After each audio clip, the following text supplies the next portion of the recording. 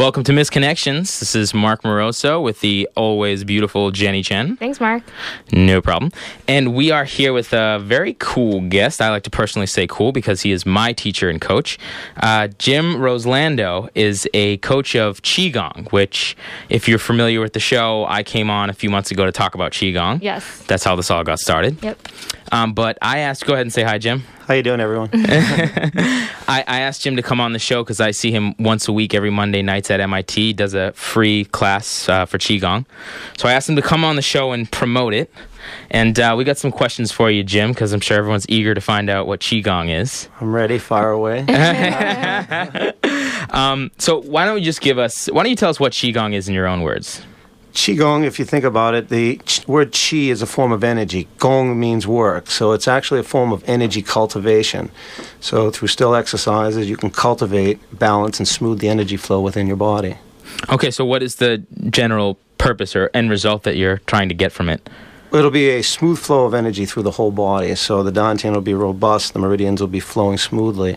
Through this, you can do this through the standing and other exercises, which will gradually realign the body, get everything back in shape, and cultivate. So the still exercises are primarily storing energy while it's realigning and doing other processes. But the moving exercises tend to open certain areas and get things going where they need to go.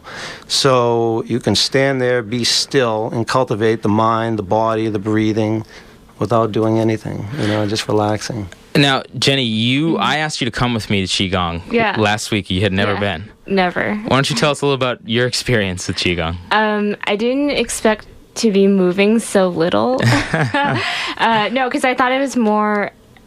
So I do yoga. I'm really into doing yoga. So I thought it would be more like yoga in that you're constantly moving in different positions, but it was very, especially at the end, we would do one position and then hold it, right? Yeah.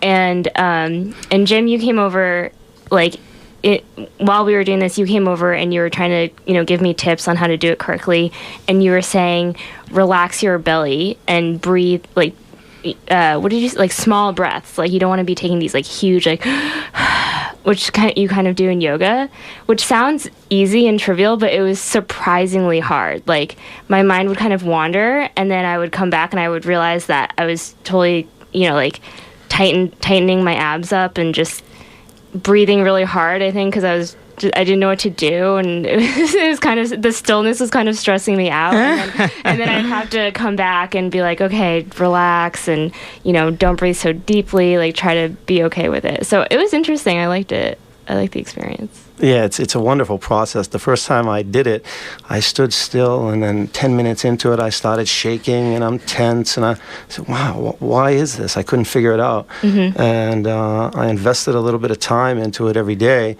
And it's still shaking for quite a while. It took a while to just say, how come I can't stand and relax? Yeah. So when you think about this principle of doing all sorts of different movements and things like that, the base should be to be able to stand, relax, and breathe.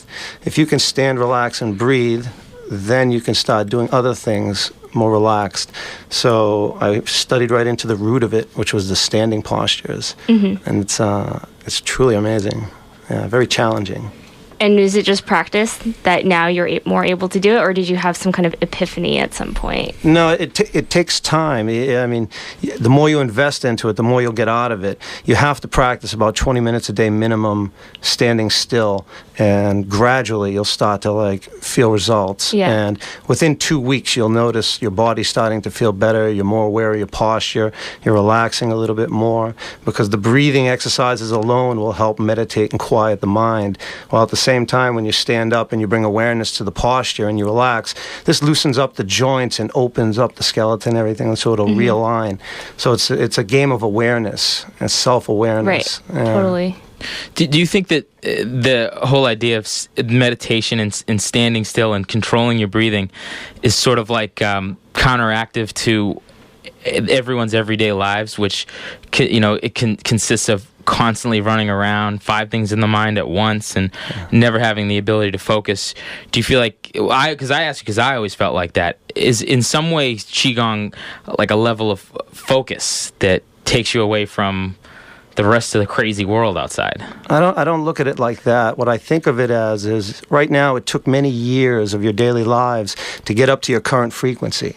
So Qigong, what it'll do is if you're a little anxiety, a little stressed out, all these things going on in life, it gradually will quiet you down. It brings your frequency down. So then little things that were bothering you before, you'll be more aware that they're going to bother you. You let it bounce off, it won't bother you as much. But it's a gradual process of like changing your frequency. Right. I've definitely, I mean, I know I go in there, I'm probably the worst student you've ever had. He's laughing. He didn't say no. But I've only been doing it for, maybe just under a year or so, once a week. I try to do sometimes in my house, but it is hard. But it definitely does. You find yourself not so worried about the small things because you're like, they're on your plate anyways, so why get all worked up about them? Yeah, that's normal. You start to get the awareness game going on, and when you're something that would bother you normally, it starts not to bother you as much. You're more aware of how your physical state, your mental state, your breathing. It's just simple, someone that's being bothered, all of a sudden they start thinking about all sorts of stuff. The breathing goes in all sorts of directions. So when you're aware of your breathing, your posture, and your relaxation through that daily training, it transmits over into your daily life. Wow. I have a question. Yeah. So I was just wondering. I don't know how familiar you are with other kind of Asian exercises, martial arts. Is it considered? What is it? Is it considered a sort of martial art? Yeah. There's Kung Fu systems. All Kung Fu systems at one time they were all linked. They had the external and the internal training. Okay. And it's the whole philosophy is pretty similar to yoga. As I mentioned, I do a lot of yoga. Is there a reason why you particularly like Qigong, or is it just something you came across? Yeah, that's a good question. This is the Yang Sheng path, which really means life nourishing. So it's quite specific in how we cultivate and heal the body. So everything we're doing involves tranquility. So when I suspend from above, relax, I use softness to open up the joints and realign the skeleton. When I'm standing there and relaxing, I'm also doing natural breathing. Mm-hmm. So this will quiet the mind down. So the natural conditioning, the natural meditation, this in turn cultivates energy. So always doing all our exercises, the heart rate, the pulse stays down. So it's different than going for a run or doing certain breathing exercises like in maybe Kundalini, the breath of fire. Mm-hmm. It's a rapid form of breathing. It induces the body with loads of oxygen, so it's kind of like a rush. It's like taking a drug almost. Okay. And it gets the body juiced up, and then afterwards you'll crash. Mm-hmm. This is different. While you're exercising, you're resting. So everything stays down, the heart rate's good, everything's nice, but at the same time, internally, you're waking up. Interesting. Yeah. I like the word cultivating. Yeah. You use that word a lot, and I always, when I'm in your class, I'm always imagining a big ball of energy, I'm sucking energy out of it or something. That's the way you feel sometimes when you leave. You feel like you just charged your battery. Yeah, that's exactly what you've done. It feels good. Yeah. It does. That's awesome. Anyway, we're gonna play some music, come back and talk more about how you got into Qigong and the MIT Qigong Club. Excellent. Well, we're back with Jim, Qigong instructor. And Jim, why don't you tell us how it is you got into Qigong? All right. Well, I've been doing Chinese martial arts for about over 20 years, and I didn't really investigate or try Qigong until maybe about a dozen years ago. I started reading the classics and talking to different people, and most of the classics talked about Qi, some form of Qi. They were all talking about this Qi. So I tried a few different things to see if I could get anywhere, and I didn't really make any progress with it. And then someone gave me some advice and said, well, if you want to study Qi cultivation, then you need to stand still. And so that's when I started doing the Yichuan and studying Qigong. Yeah. Nice. Now, I don't know, so I'm embarrassed to say this because I'm Chinese, and I don't know too much about a lot of the Taoism and stuff where this idea of Qi comes from, but I do know like the idea of feng shui in Chinese culture, like the idea of rearranging your furniture and decorating your house is also centered around this idea of Qi, having good Qi in your house. And I think acupuncture also is about like realigning the Qi in the body, right? So how much do you know about those things that are also related to this idea of Qi? And the circuitry is being rewired in Qigong naturally. if you go to acupuncture, he's going to press certain buttons with the needles to get the energy to go where it needs to go. So these sort of practices are all legit. The Qigong is a natural, holistic way to, like I said, realign all the meridians and keep things in the natural state. And acupuncture is another way of doing that. You can go in and they'll press the needles on certain spots. Right. Actually, I read on the MIT Qigong website, at the bottom it has like a list of like 8 or 9 pillars of healthy life, and acupuncture was right on there. Yeah. Along with Qigong and a whole bunch of other stuff that I had forgotten, but acupuncture jumped out at me. Yeah. I was like, oh, that's... Have you gotten acupuncture, Mark? I want to after I saw that, because I knew all the benefits of Qigong. I was like, oh my goodness, acupuncture, but I'm a little apprehensive. Why? Because does it hurt? It sounds scary. You can't feel it. Okay, if you say so, I want to try it. But I've done it before. You literally can't feel it. Yeah. All right, I got to get it. You give me your guy, and I'll go to your guy. I won't do that. The other thing is slightly unrelated, but I'm wondering if Jim knows about this. So there's this really big thing in Chinese culture also related about, I don't know like the correct translation of it in English, but it's about the temperature of the foods you eat. Like that's the literal translation. So some foods are hot foods and some foods are cold foods. And I grew up with my parents being like, every time I got like a pimple, my parents would be like, you ate too many hot foods. And it's just this thing most Chinese Americans are it's always kind of in the back of our minds. Like, oh man, I'm eating too many hot foods today.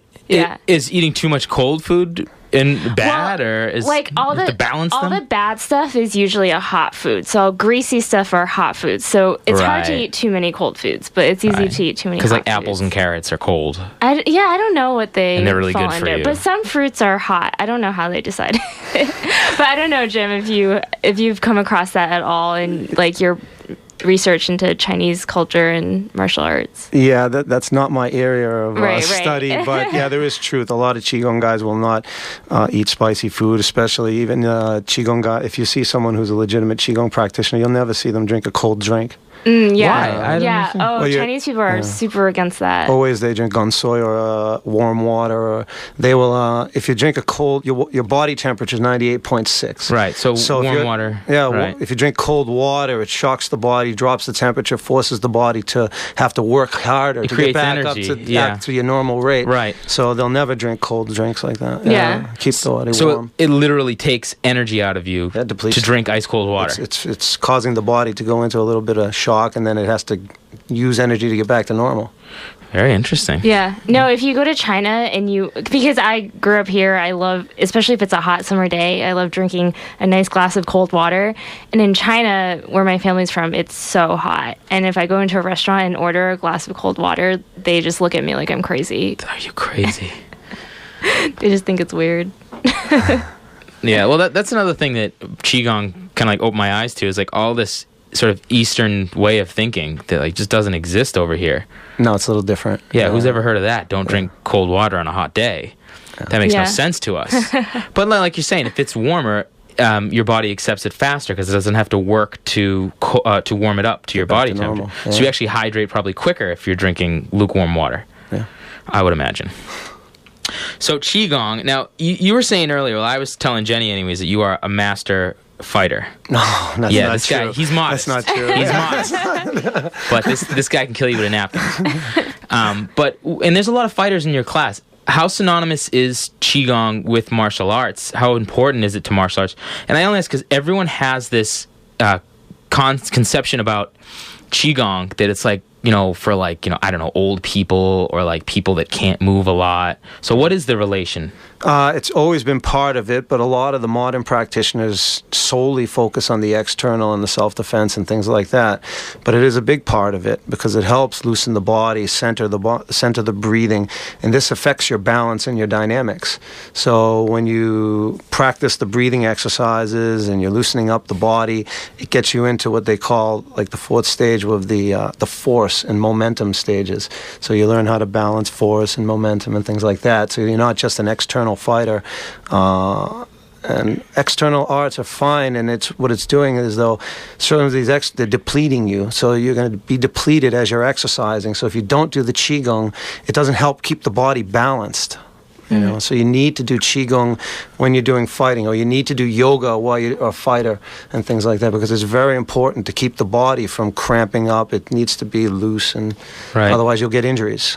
Right. All right, Jim, I have to ask you, because I study science here at MIT, and I was just wondering how you feel about, do you think this is something that people should pursue from a more like scientific, rigorous point of view in trying to test whether or not they're truly effective? Do you feel like that kind of goes against the whole idea of these practices? No, science should be able to validate what's going on in these practices. And if you look around now, a lot of science is being done, a lot of research is being done on the effects to the human body with these exercises. Over at Harvard, they have the one clinic that does research on the mind, so people who meditate every day, and it shows that the wall of the brain actually fluffs up. So this is the area that it's being affected with decision-making and emotions and things like this. When you compare it to someone who doesn't meditate, you'll see that this area of the brain is not as fluffy. So you're getting into areas that you can check with science. What's going on? What's happening to the heart rate, the pulse during these exercises? Is it suitable for someone who's actually sick or not? Because a lot of exercises that will deplete you while you're exercising, it's not suitable for the elderly. It's not suitable for people who need to heal. Yeah, because I was reading online, there's a little bit of controversy about it, because if you, there definitely is research showing that it is beneficial, especially when compared to people who don't exercise or don't meditate. But I was just reading online that there are concerns from some scientists that some people kind of take it into this realm of pseudoscience and maybe make claims for it that are very far-fetched or just really aren't true. I don't know if you have feelings about that. There's a lot of that in the art. Unfortunately, there's a lot of that in many different subjects. But this art, it's Qigong. In China, Qigong is probably, I think it's the number one thing that puts people in the mental institute. Because people get so involved in all the mystical experiences and stay away from the core of it. And when you look at all the Qigong classics, all of them talk about the silence and entering into the emptiness. So this is where the mind is out of it. You know, all this stuff, your energy is cultivated. The exercises itself will open and send energy where they need to go. So it's not as if, though, you need to get into all these weird things and start worrying about all sorts of stuff I would rather not even talk about. It's kind of the more like ritualistic, almost like religious aspects of it. There's some unusual things that, you know, you can find, but you can find that anywhere if you look hard enough. That's true. That's true. That's a good point. So what would you say is like the core of it? The core is loose body, quiet mind. This way here, energy can circulate where it needs to go. So by doing standing or still exercises, you're quieting the mind, you're loosening the body, and it's so simple. Anybody can do it. If somebody's doing a different form of exercise, they can cross-train with it because it's hitting certain areas that maybe that exercise doesn't. So this is very specific into the internal cultivation. And when it talks about, you know, the mind and the chi and the blood and different things like this, it's happening through these still exercises. That's the root of it, the tranquility. Gotcha. I feel so peaceful just talking about the peacefulness to be attained by Qigong. Yeah, Jim's got a very soothing voice He too, does so also. he's perfect for Qigong. All right, well, let's play some music and then come back. Mark has some special segment coming up that I'm scared about. Yeah, stay tuned. We're going to scare Jenny. Okay. Jim, so we're going to ask you a few more questions. I had a few more curiosities about Qigong, but I want to ask you some questions that aren't traditional. One thing that you had been talking about was sports. And I still play hockey and occasional football game. And the reason I keep coming back to Qigong is not because I'm good at it, but because it actually has real benefits in sports. Could you talk just for a second about how it can benefit an athlete and what it does and how specifically it benefits the athlete? Sure, yeah. If you think about it, all sports are taking a toll on your body. So just the simple loosening of the joints and the spine has a good effect for any athlete to counter any problems you may have later on. But more importantly is the dynamics that you're getting from the post, what we call the post or the standing post. When you're standing still, there's different force vectors going on. You have the up, down, left, right, forward, backwards. So there's 6 directions of force you're starting to cultivate. The body starts to seek that equilibrium. So certain areas that were locked off maybe before are opening up. So your hips, your shoulders, everything starts to align and everything. Once you're getting into that state, your body dynamics will change. So someone who's playing sports will start to feel maybe that, my balance is improved, my posture's improved, I can respond a little quicker because the breathing is there. If you tense your breath when you're playing any sport, it obstructs the flow of the blood and then makes you clumsy, and before you know it, problems happen. You lose the game. Right. You know? We don't want that. Have you found that at all, Mark, with your hockey playing? Yeah, actually, and I wanted to ask you that. I definitely found it with hockey. First time I found a response to hockey was with yoga. I was like, that's it. I'm going to yoga a lot now because it just really makes you limber. But then at Qigong, it was so weird. I mean, I started to feel the effects, but they weren't like yoga at all. I mean, the effects are just... I felt like it was focus. It was extreme focus, and it was awareness. And I could see small things on the ice developing before they developed. And you said balance. Oh my God! With hockey, you're at any given point, you're standing on about 1/2 cubic inch of surface. Your skates, your blades are touching the ice, but not even. Let's say 30% of your blades touching the ice. So you got like a nickel's worth on the ice. So balance is something that hockey players, we really appreciate. Yeah. And it definitely helped my balance unbelievably. But I wanted to ask you this. I used to get off the ice, and the first thing that used to hurt me after a hockey game was my hip. My dad just had his hip replaced, and, hockey players' knees, hips, backs, all that stuff goes. But I lost a couple pounds recently, and I've been doing Qigong more and more, and I barely ever get hip pain anymore. Yeah. Can I attribute that to Qigong? Yeah, because of this area is being relaxed.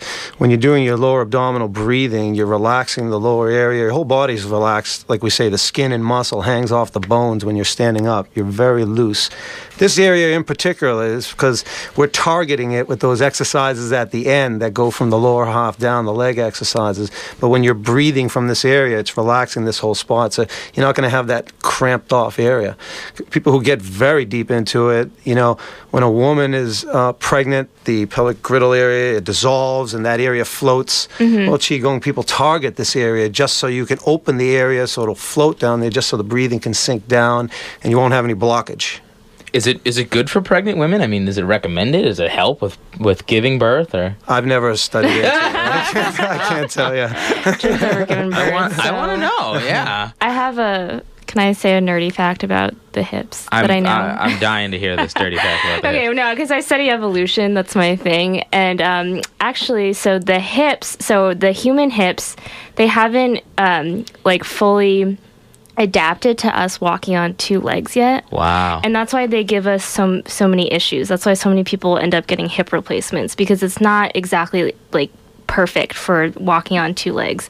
And part of that is because we're on 2 legs, but another part of that is because when human babies are born, they're much bigger than chimp babies, and the baby's head is pretty big compared to any other animals. So the hip had to kind of widen to accommodate for that.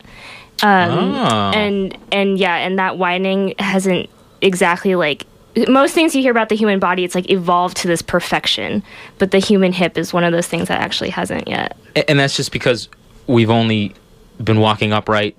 Our bodies haven't completely reacted to our walking upright yet. Yeah, the evolutionary forces hasn't still trying to keep up. Yeah, exactly. Very interesting. Yeah. And now my favorite, this is the juice, this is what I really want to know. Does Qigong help in sex? Does it improve your libido and sexual appetite? Sex is a natural thing. You know what I mean? It's people. Will it affect it? Yeah, it will affect it. In a good way? In a good way. Oh, make sure you say that, Jim. It's a distraction, though. I don't want people to come to it for that. You know what I mean? Why not? But there's some benefits. All this hockey stuff. Now we know why he shows up every week.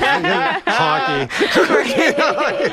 Well, could you say it has the same benefits that it does in sports, the same for sex, focus and balance, endurance, all that good stuff. It's probably of equal value. You guys are so professional. Come on, it is a natural thing, like you said, and Qigong must naturally help it, I imagine. Yeah. I mean, you've been doing Qigong for a while, Mark, so I don't know. Is this coming from a place of personal experience? I think Qigong makes any physical activity. All right, I'll spill the beans here. Oh, God. This is why I said I was scared earlier. Don't worry. I'm not going to say any dirty words or anything like that. Maybe I will. There's only been a few times where, like, it'll be a Friday or Saturday, and I'll be like, you know what? I don't know where it started. I'll tell you where it started. I was at my cousin's wedding, and we were staying at a hotel or whatever in New Hampshire, so I was overnight. So I decided before I go out to the reception and drink and, look for a lady of the night, maybe I'll do a little Qigong just to get myself, like, I always feel great afterwards, and I'll be in a good mood. So I did some Qigong, had a really great night. That's all I'll say. And after that, I've always felt like if I do Qigong before I go out, I'm always a little bit smoother with the ladies, I'm always a little bit more relaxed and cool, because I just finished Qigong. So yeah, I keep going. That's part of it. But, I think it makes you guys looking at me like I'm crazy. It makes you better with the ladies. I don't know. Says I think perhaps the only thing with Qigong that will deter will scare ladies is don't ever talk about it. You don't want to say... The physical benefits like are great, but you don't want to go up to them and get into the fact that you do Qigong. It might scare them a little bit. I don't know. Aw, I think it's cool. So. I think it's cool too. Jim, you think it's cool, right? I enjoy it. Yeah. Jim is, and I just want to say, Jim, you do an awesome job, man.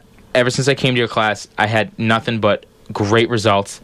I never questioned the benefits of Qigong for a second because I felt them right away, and that's why I come every week and struggle in your class. I appreciate it. Yeah, because you do a fantastic job. And where do you do a free class, right? It's a free class every Monday night. We're at MIT Building 5, room 217. If we're not in there, we're right down the hall at 234. And it's hard. You can't listen for Qigong. And it starts at 7 p.m. every week, right? 7 p.m. So to you're about to run 8. over there now. I'll be there in a little bit. Yeah. Hopefully we got some listeners from class. But I mean, we want to thank you for having you on the show, Jim. Yeah, thanks, Jim. I appreciate it. It was a good time. A personal thank you from Jenny and I for giving us a crash course, or Jenny a crash course. Yeah, last week. I'm almost at expert level now. But no, it is really great, and I encourage everyone to try it. It step out of your comfort zone, but the physical results and everything that comes from it is awesome. I can't say enough about it. So thank you. Yeah, it's truly so simple. Anybody can do it, and a little bit of an investment pays a remarkable amount of rewards. So it's an amazing investment. Yeah, a little pain brings a lot of pleasure. Yeah. All right, thanks, Jim. Thanks, guys. Thank you so much.